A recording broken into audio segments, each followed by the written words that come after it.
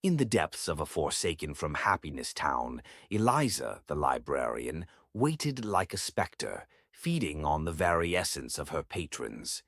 Her presence was a cancer, draining the joy and creativity from all who crossed her path.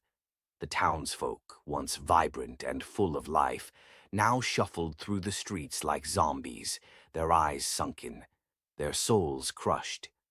One fateful evening, a young artist named Julia stumbled into the library, her portfolio overflowing with colorful dreams. As she shared her visions with Eliza, the librarian's eyes gleamed with an otherworldly hunger.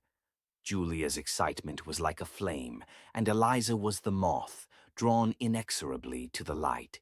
As the night wore on, Julia's words slowed, her voice barely above a whisper. Her eyes, once bright and full of life, grew dull and lifeless.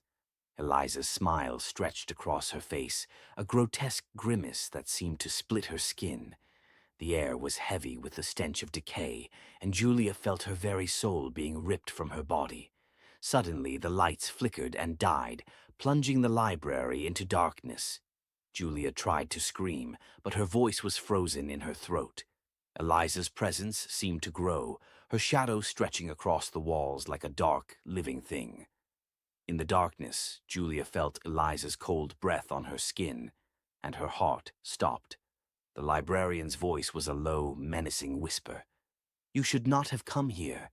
Now you will never leave." As the darkness closed in, Julia realized that she was not alone. The townsfolk, those empty, hollow shells, were stirring. Their eyes glowed with an unholy light, and they moved towards her with an unnatural, jerky gait.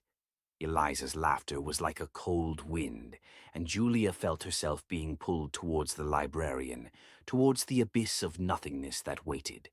The last thing she saw was Eliza's face, twisted in a grotesque, inhuman grin, before the darkness consumed her, and she was gone.